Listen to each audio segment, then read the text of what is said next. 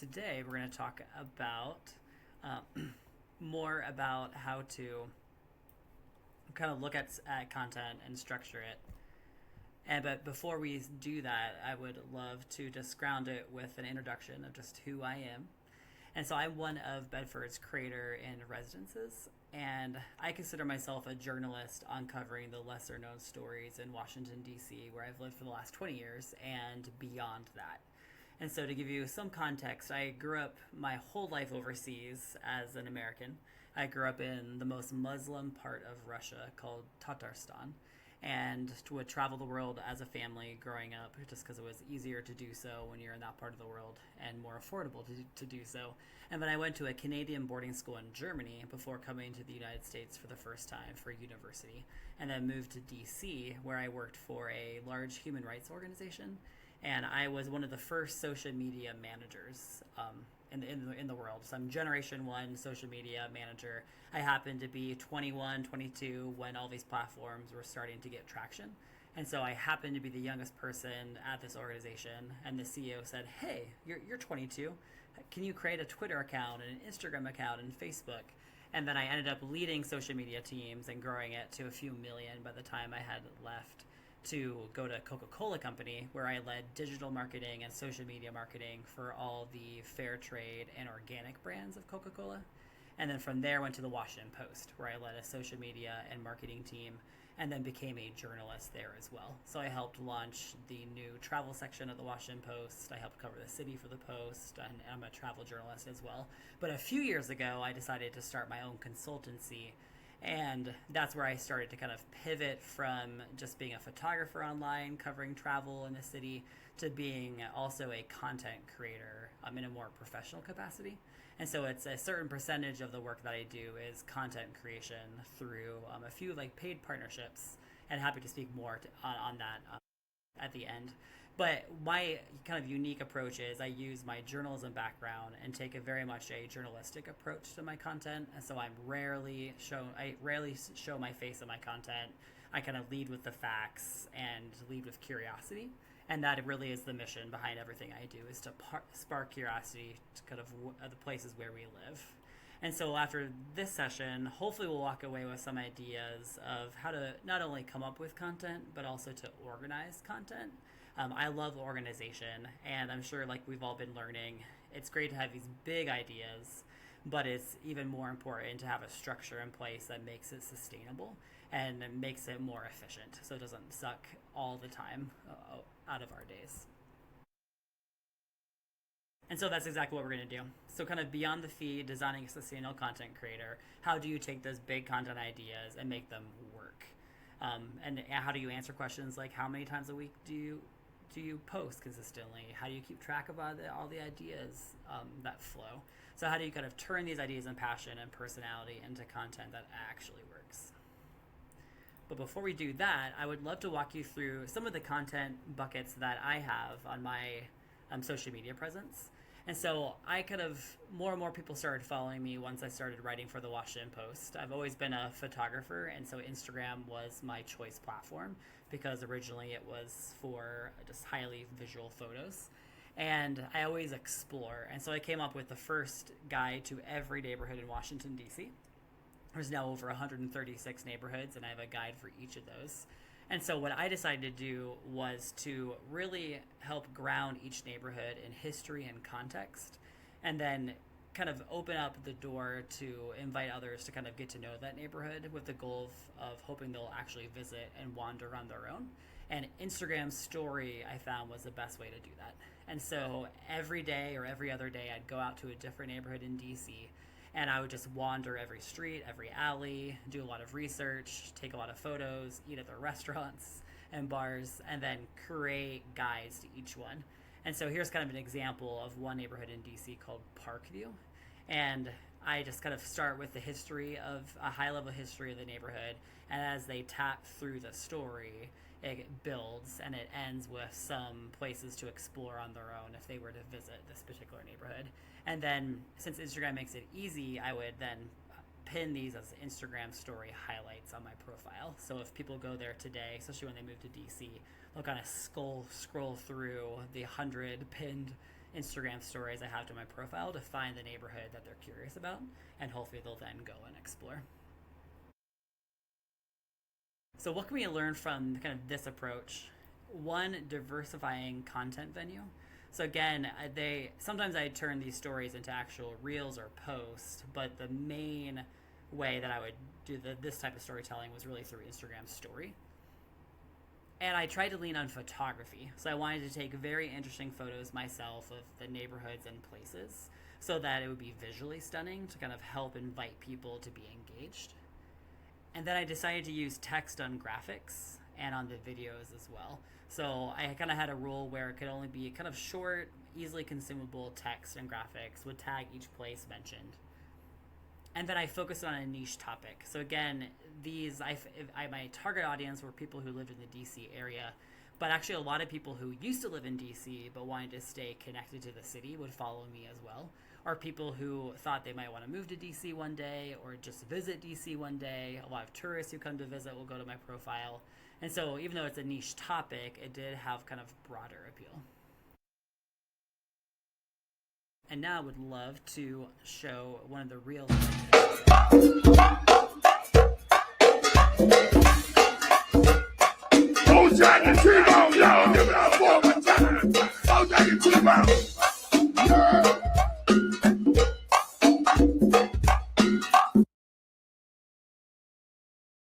And so that gives you a kind of taste of a lot of the content that I do when it comes to reels. Again, you don't see my face. I'm not kind of doing the content creator thing where I'm like, hi, how's it going? Welcome to this skating pavilion. But I really want to kind of put center stage and make the main character the place that I'm highlighting. And to keep people engaged, I like to do reels because reels have better reach potential, and so I wanted to optimize the reels. And then I often highlight kind of unexpected places where even locals may not know about or be as familiar with. And then the style in which I shoot, I use very quick clips. And so and this is what I learned being at the Washington Post. I would do a lot of reels for our travel section. And my editor then would always encourage me to do kind of really quick speaking if I did narration and really quick clips just to move it along and to keep it under at least 30 seconds, if not much shorter than that. And so when I edit a clip, each clip is usually between 0.8 to 1.2 seconds long. So that way it just moves along fast and keeps it catchy. And then this reel focuses on something larger than myself. Again, you don't see me appear in this at all. The people who go to the skating pavilion regularly and the skating pavilion itself, they are the main characters of this reel. And that way I found if I were to insert myself, especially in this particular neighborhood, it would just be a distraction. So I'd love to play another reel and walk through that before we dive into structuring content. Dogs, bells, and sloths are just a few things you'll find painted on giant holiday cards in Delray and Alexandria, Virginia.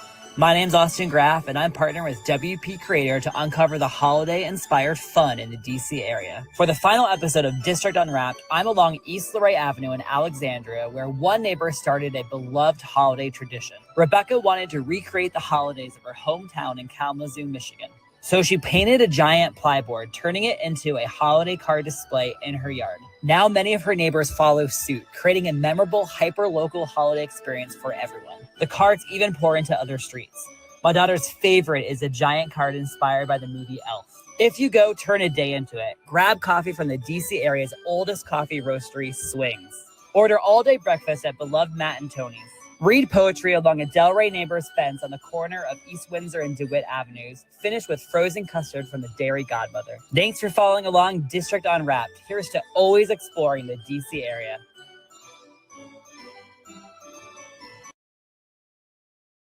All right, so that one was very much different from my usual content.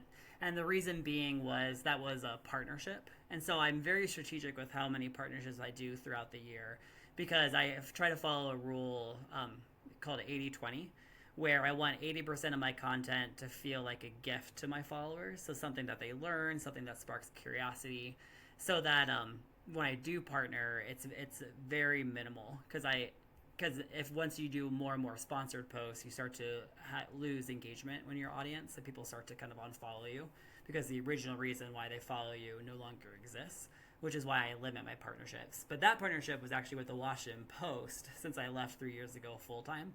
They hired me on as a content creator to kind of host a holiday series, finding more obscure places in the DC area. And the reason why I said yes to it was the content fit was right in line with what I'm trying to do online, going to places that are a little bit more unexpected, that have an interesting story to them, that are beyond the normal tourist sites. But for that one, they wanted me to narrate it, and which I sometimes do, and then show my face at least kind of twice. And so I did that only because of that partnership. But again, as you can see, it was very minimal, very quick, and it still keeps the focus on the story of this holiday card lane. And so what can we learn from this? One, test longer reels. So that was much longer than my usual content, but it still performed quite well because people wanted to kind of stay for the full story. Adding captions and narration can work. And then do try to tell a story. And so people often online do want to know the details, kind of the why behind it, especially in the work that I do. So I try to find that kind of high level but yet detailed story. And then again, limit self-focused shots as well. Again, a lot of content creators find a lot of success in showing their faces. But if that's not natural for you, I would try to create a content series that works for you. For me, I don't love being in front of the camera. And so I've created a content series where it keeps me out of the spotlight. But again, some people really want to be in the spotlight and their audience wants them to be, and that's totally fine. So how do we actually get organized? And so this is really key because we all have busy lives, and as you know that doing social media regularly is a complete time suck. You can spend literally the entire day doing it, which is why social media teams exist. Whereas for me, where I have a full-time job, I have a family and involved on boards and in my community, I want to just spend 30 minutes to an hour on social media a day. And so I needed a structure to help be organized. And so I'm going to kind of walk you through some screenshots of a document that I use, and then I'll actually go into the document and we can just kind of go through it together. And so for here, every few months, I have time on my calendar to think through kind of the content strategy. Based on the mission of what I'm trying to do online, what are some consistent content series that I could create? And some of those content series have names, and I say those names, and people who follow me kind of know it's part of a series. And then others, they don't know at all. It's just me on the back end trying to be organized by saying, okay, once a week I'll focus on a new hyper-local restaurant or cafe or bar. And my followers will start to see like, oh, every 2 weeks he's posting about that, but I'm not going to I'm not going to give that content series a title. And how you think of kind of content series, what someone once told me that I thought was a helpful analogy to kind of see your social platform as a TV network. So like CBS is one of the few networks I actually watch. There's only one show on there I watch, which is Survivor. But CBS has a lot of different shows, like my favorite show, Survivor, or The Amazing Race, or whatnot. And each one of them comes on a different time of day. They have a different host, different theme song, different cast, different topics. But you can kind of tell the branding is all under the CBS umbrella. So similar with content series, you kind of want it to have its own kind of feel to it, its own strategy, its own length and style, but still ladder up to your overall social media platform. And so I've created these kind of 4 content series that I'm just kind of testing. So I'll test it for a few months, see what's working, what's not. How can I optimize what is working based on shares and saves and robust comments is what I look at, less so the like count, because it's more of a vanity number these days. And then whatever is not engaging well or not resonating well, I try to either reimagine or just kill entirely and come up with a different content series. And then once I have that, I create just a calendar, which you can see here. And I try to post at least once a day, rarely on Sundays. And then this way I am not trying to, if without this, I could spend so much time trying to figure out exactly what I should post. Whereas with this, I already have it kind of planned out. And then if I have any commitments, like I got invited to a cafe that I want to post about, or if I have a sponsored post like once a month, where does that fit in here?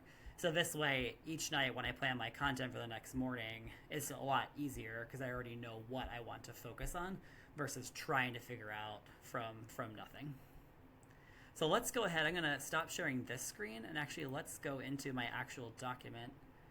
It feels very vulnerable. You're going to see into my life. And there's a lot of other tools that you could actually use too. You can pay for different tools like Sprout Social, Hootsuite, others. There's a few free tools as well that help you organize this. And then you can also schedule posts, of course, natively through most platforms, if not all of them by now. And so there's other ways to structure this, but for me, just a simple Google Doc works.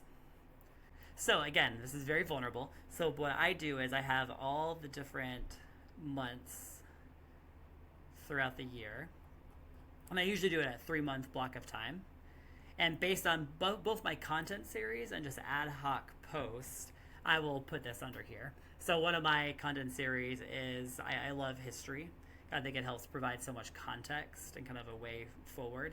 And so I like to make historic connections in relevant ways. And so here you can see in July 2nd is, it sounds very morbid reading this out loud, but it was the anniversary of President Garfield being assassinated.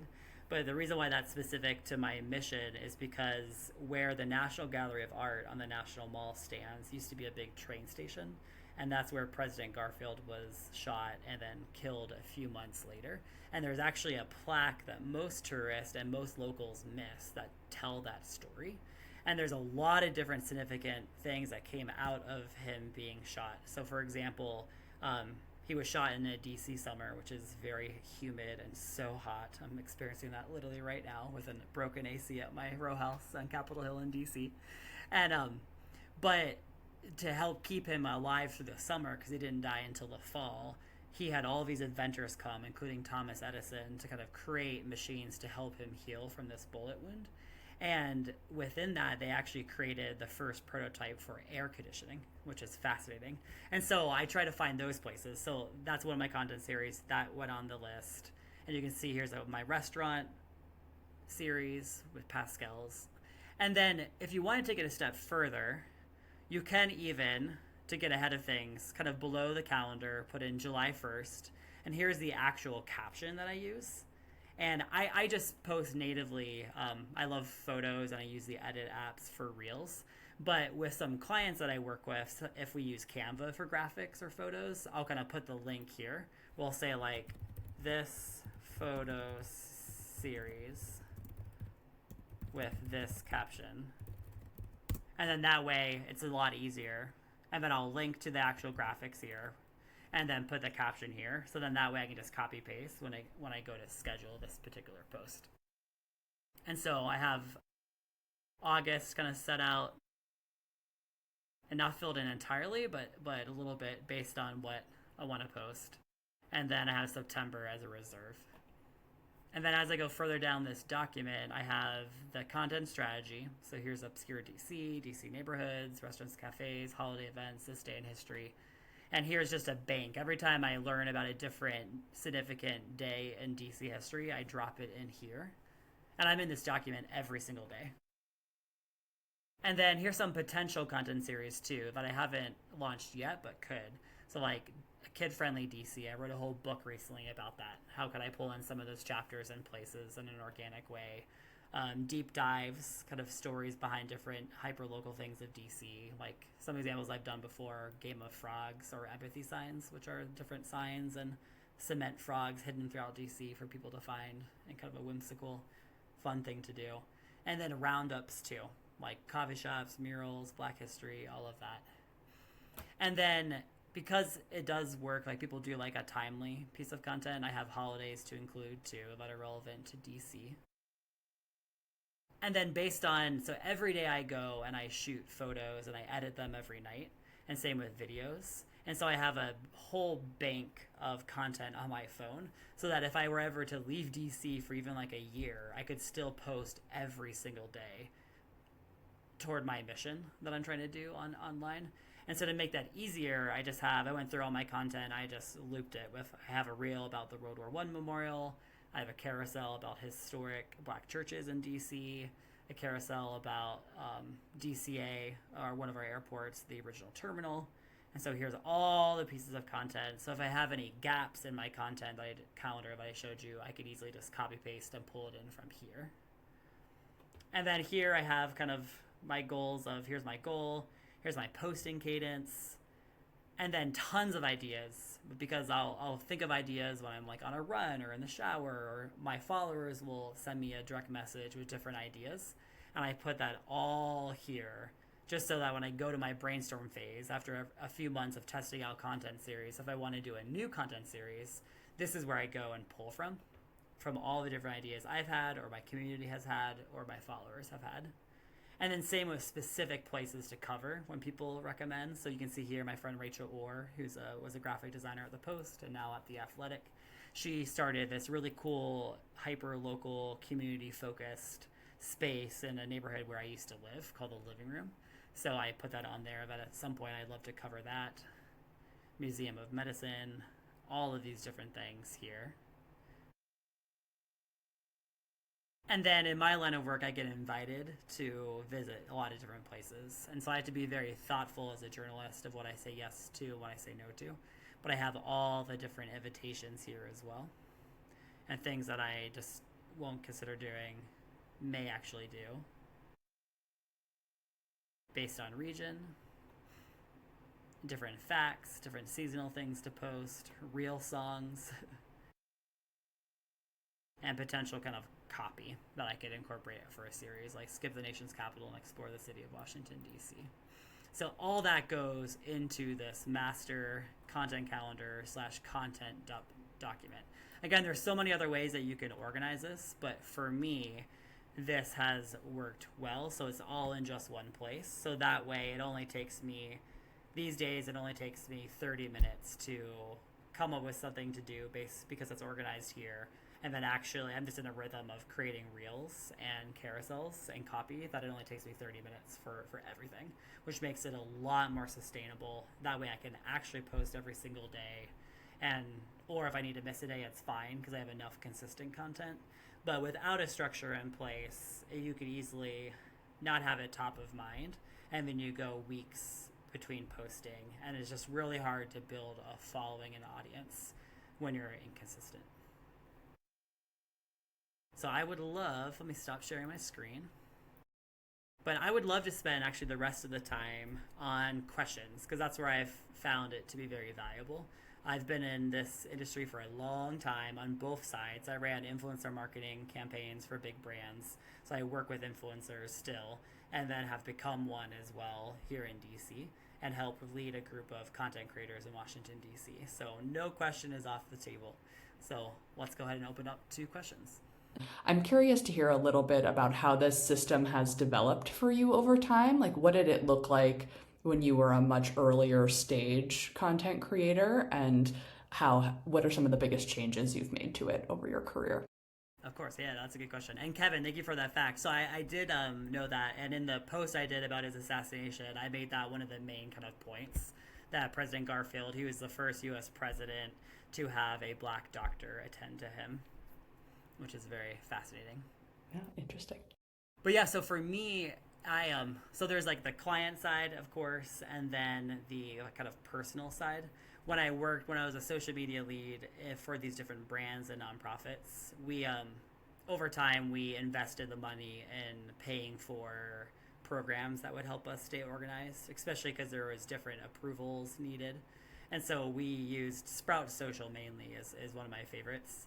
But I've done Sprinkler and Hootsuite, but that's for like organizations with a lot of different players involved. But for me personally, it really has evolved from going from not having a way to organize it to having a place to organize it. And so what I found when I first was getting started, I would just, every time I thought about it, I would post. But that meant maybe I'd have 2 to 3 weeks gap between content. And so it was hard for people to know exactly what I was trying to do. I see your presence on social media similar to your in-person presence, where those that know you the best kind of know your rhythms and there's safety in that kind of consistency of just like getting to know who you are. It's much harder to figure out who someone is if they don't post as often. And so it's hard to find a reason to follow those people versus if you post consistently and around like content series and you say that in your profile bio that, hey, like I post about unexpected travel places and DC history and whatever. And then people kind of know, oh, great, here's what I'll get by following this person. And then they'll start to kind of recognize it and see it. And as they see your content every day, you'll be more top of mind and get more engagement that way. And so I started out being very inconsistent. And then I decided, how about I post every day? But without a place to organize everything, I spent so much time going through all my photos and my videos, being like, should I post this? Do I have enough content for that? And it just took like hours at night on my own time to figure it out. Versus once I put everything to this document, it became a lot easier where, like I said, now I spend just 30 minutes actually like creating content because it's all first organized in this document. And I have a clear sense of what I want to post. So for example, tomorrow I'm going to post about this kind of new experience you can have to watch our sports team, Washington Spirit, which is our women's soccer team, which is they're national champions. They're amazing, and my family goes to every home game. And I already created that content, and I have the caption all ready to go. And so all I have to do is schedule it or post it tomorrow morning, and then I'm done. And all that just took 30 minutes. So that's kind of how it evolved. It went from a lot of time and a lot of stress and a lot of angst to now having a more clear vision and plan for it, and then recording all my learnings along the way as well. Thank you. We've got a question in the chat from Serena and Ian asking your thoughts on reposting or repurposing content. So if you can give us a sense of when you do it or when you don't, and how you think about that, would be super helpful to hear. Yeah, good question. So honestly, every content creator has a different perspective on that. I personally never repost content. And so what I will do is I use my Instagram story for reposting when it's relevant. And so I see the grid as, for me, every grid piece should be different and new. And so I usually tell one story and then maybe I'll revisit it a year later, but I'll actually go to that place again because places change, like paint color changes, benches are added. And so I always want it, that's part of my kind of goal, to be authentic. And so in order to do that, I just have a personal rule where I don't ever repurpose content in my grid.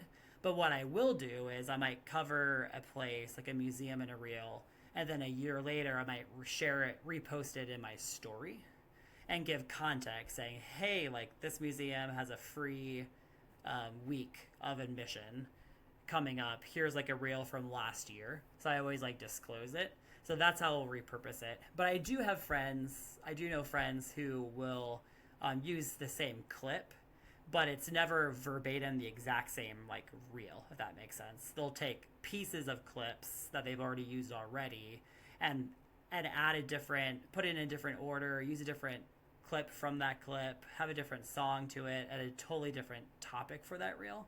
But I don't often see verbatim the same reel posted within a few weeks of each other. But again, every content creator has a different perspective. For me, that's just my rule. But I think it is okay to kind of keep your marquee clips and then recycle those in content if there's a different enough approach to that piece of content. Hopefully that answers that question. Thank you. And then a question from Kevin about how you use the comments. Do you reply to every person who comments on what you've posted? And do you seed any comments of your own to get the conversation started? Yeah. So sometimes I do. So one thing that I always do is I always respond to every direct message and always to every comment. And the reason why I do that is I kind of see it as like my real person as well. I see social media as in person. And so if someone were to come up to me on the street or at a party and ask me a question or make a comment, it would be kind of like odd just to be silent and not engage. And so I always, at a very minimum, will like the comment if it's like an emoji. And then if it's a more robust comment, so a sentence or two, I'll always respond with like, oh, that's an interesting point, or like, oh, thanks for calling that out. Or will I ask them a question just to engage them on a human level. And then often I will give more context to the piece of content as a pinned comment of my own. And so, for example, and because I take a more journalistic approach in my content, if I have a personal take on it, it won't be in the caption and it won't be in the reel or photos. It will be as a pinned comment to give more context, because the pinned comments are for my most engaged followers. They're the ones who will live in your comments. And a commenting strategy is actually really good, both for your own personal platform, but also it's a good way to introduce your platform to the right audiences. And so, for example, there's different accounts that I naturally follow that are of a similar mission as me. And so other DC content creators covering similar things, like my friend Sarah, she and I are good friends. She does these neighborhood walks in DC, and she'll post photos. And she has a different approach where she's not a photographer, but it does have cool like photos. And she won't give any like history context to it. She'll just say like Carver Langston, which is a neighborhood in DC, a photo series, and have like 10 photos. And then I'll go in as a comment saying like, oh, like I love that you found this mural. Here's the history behind this mural, because her audience loves that context. And if they follow Sarah, they most likely will probably want to follow me too, and vice versa. And so we'll kind of comment naturally on each other's content. And every time I do that, I see more followers to my page increase. And not just any followers, but the actual right human followers that you want. And so have like a strategy there. But another example of this is I just posted about this past weekend I competed in, it's called Survivor DC, which is like the show Survivor, but on a local level. And I did it a few months ago, and they called these people back for an all-star season. And so I did that this past weekend and did a reel about it. But it wasn't about my personal experience. I was just talking about, hey, like, this is one of the most unique experiences you can have in DC, and one of the only islands in Washington, D.C. boundaries. And then as a pinned comment, I like put note, like I personally played All-Stars this past weekend and kind of gave a rundown of what happened, so that if people wanted to know the human side of my thoughts, they could go to the comments and engage. And a lot of people liked it and commented on it. So comments are really for your most engaged followers, and definitely do not ignore it. Have a thinking behind that. Thanks, Austin. Your comment about you and Sarah kind of trading followers is such a good reminder too that content creation isn't a zero-sum game, right? Like we can all grow each other's audiences with those relationships we foster online. And I will say, like, one thing that is common in this world is what's called pods. And so people will kind of have like, okay, here's 5 of us trying to do the same thing. Let's always comment on each other's posts to help with engagement. That is a strategy, but where I think that breaks down is that often pods, it kind of stays at that shallow level. And so they'll comment, but the comment will be like, this looks so cool, or like, I love your dress, or, oh, like, green looks good on you. It's like comments that you're like, okay, like when other people see that, there's nothing to engage with that. You're like, oh, okay, cool. And versus with Sarah and I think it's like a more thoughtful approach, because Sarah will be like, hey, like, I also noticed this mural, and did you know this about it? It actually adds value. So make sure your comments do add value or add context in a bridge building way. And that's when people are going to stop. The right people will stop and be like, oh, that's actually really interesting, and will engage with it and hopefully follow you as well. Awesome. Thank you.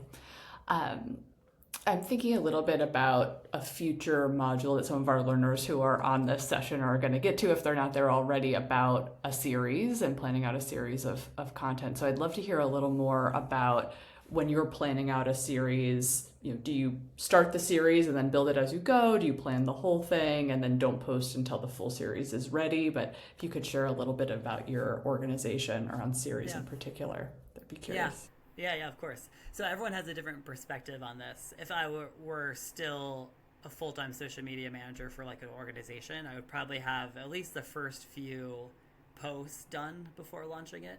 But as a person, like a personal content creator, I will just launch it with the first kind of episode, for lack of a better word.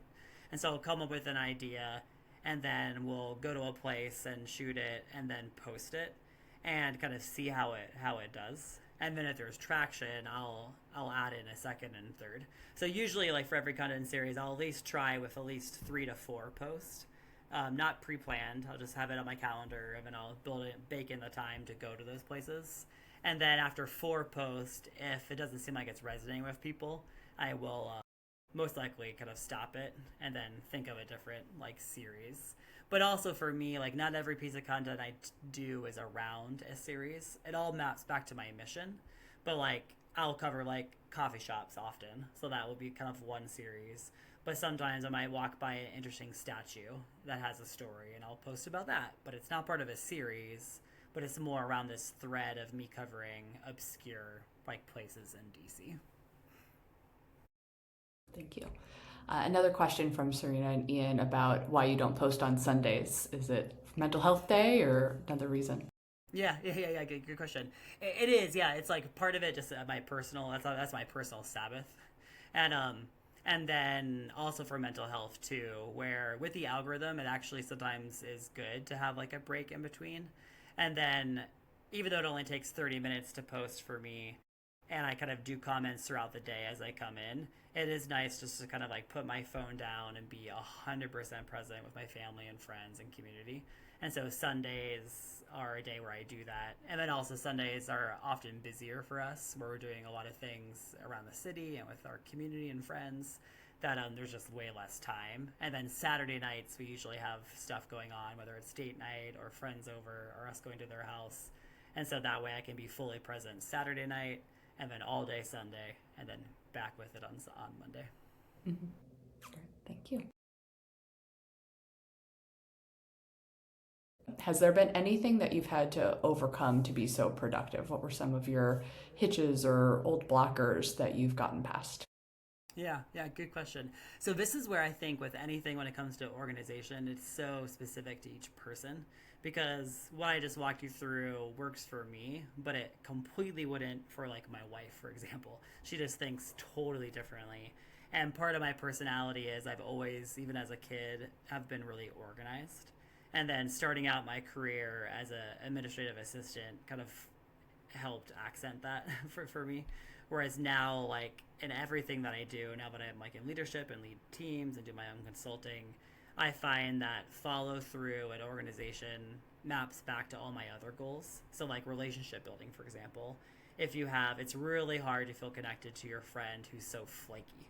And so every time you try to hang out, like 80% of the time they don't show up. Over time, you may like them still, but you're not going to feel as connected to them versus someone who like does actually show up when you're supposed to hang out and is present and asks you questions and is engaged. And so for me, organization maps back to it's very relational for me, which I'm driven by relationships, and then it also helps move things forward. And so I've just always been the person that just gets stuff done. I do love big ideas, but sometimes people who are just dreamers can stress me out because it's like so many dreams. Or I'm like, that's cool. I love that. But like, which ones are we actually going to like activate? Because in order to do that, you need a plan, which is why teams are so successful, right? You need dreamers, you need doers. And so just personality wise, I've been like a doer. But what I've actually had to overcome is the opposite of organization. It's being okay with breathing room. So even having a day on Sunday built into my content calendar where I'm not going to post was kind of hard for me. Where I'm like, am I going to miss out? Am I going to like, are people not going to be as engaged? And then I'm like realizing, no, for my mental health is actually great. And how the algorithm is structured, content does live, like it goes beyond just 24 hours on these platforms. And so you don't actually need to post all the time. Some people will say like post every hour. And I just have not found that to be true in order to like grow. I think you can post once a day or 5 times a week or 4 times a week or even 3 times a week if your content is adding value and it's interesting. And so that's what I've had to overcome is being okay with not posting all the time, with not posting every day, if that makes sense. Yeah, super helpful. Thank you. Going back to series, a question from Serena and Ian about whether you brand them externally as a series so that your audience knows they're connected, or is that just an internal designation for your own planning and scheduling? Yep. So again, every content creator does it differently. For me, I've always most of mine are just back end internal. It's just me that knows that. So for example, like my restaurant series is most of it's like a back end. But what I have done now, just to make it more clear and helpful for people who follow me, I have these like tags.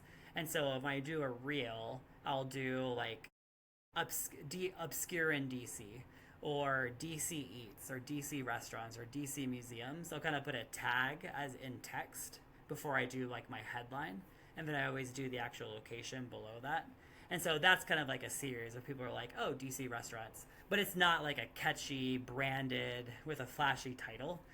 One of my friends in DC who's great, her name's is Maddie Smith. Her handle is On the Move with Mads. She will brand series. And so she has a series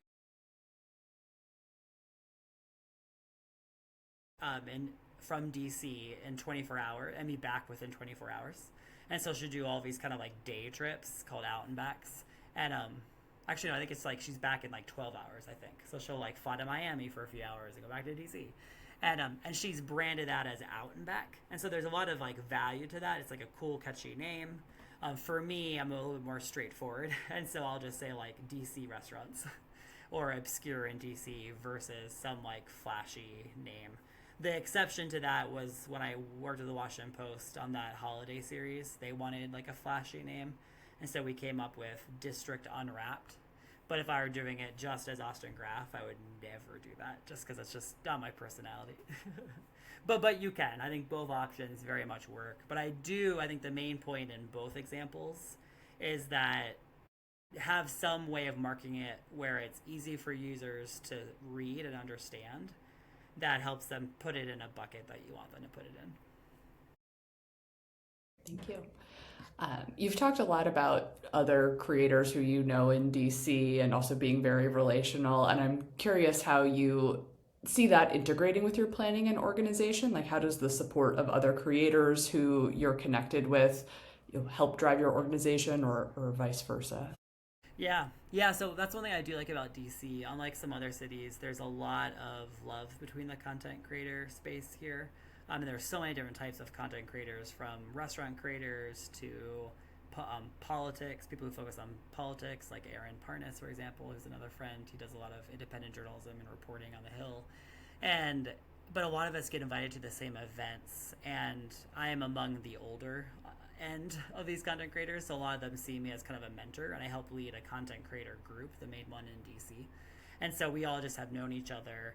And what we do for each other is, one, we will often kind of just share information and learn from each other. So we actually have these kind of private lunches and gatherings where we'll just talk shop. Be like, oh, like, how much did you get paid for this contract? Or like, what are you learning on this reel? Or that reel did well. And so we're constantly learning. But then we will both intentionally and unintentionally comment on each other's post. And so it's common for all of us to have a lot of similar followers. And then sometimes we'll even collaborate together. And so my friend Matt Koufax, he's a reporter for a local radio station in DC, WTOP, and he likes to find obscure places in DC. I've always been one of his sources, and now he's like, hey, like, let's get you on camera. So he and I have done like 12 collabs where it's like still Matt Koufax, but I'm like the main character on it. And then we'll do a collaborative post. And those posts always do really well. And so, because we just have the same spirit about us and similar content. And a lot of creators will do that. Or like my friend Roya, for example, she's a comedian who does sketches around language, partnered with our other friend Jade, who does Things to Do in DC. And they decided to find all the French restaurants in DC and do like a sprint tour of them all, because it aligns with things to do and languages. And then they did German restaurants, and then Indian restaurants, and then Uruguayan restaurants in the DC area. And so that was kind of a fun way to kind of uplift each other's content, but also to kind of cross mingle their audiences too. Interesting. Great. Mm-hmm. Yeah. So I do think, honestly, that's like, as much, I hate, DC's known for networking, and to be successful at networking is actually not to network at all. It's to just like be genuinely interested in people and their stories, and like ask questions and be curious. And a lot of people in DC, that kind of comes naturally for them. But I do think as much like in-person events you can go to, or even just send people a DM. Like, people slide into my DMs all the time who are like, hey, like, I'd love to be a content creator. Here's my like perspective, any advice, and then we'll like start to comment on each other's posts. So just be open to building those relationships online and offline. I just have found to be meaningful and helpful. Just a big thank you, Austin. I know I've been sitting here like nodding emphatically and have learned so much in this past 45 minutes from you. So thank you for your time and sharing all your wisdom with us. I really appreciate it.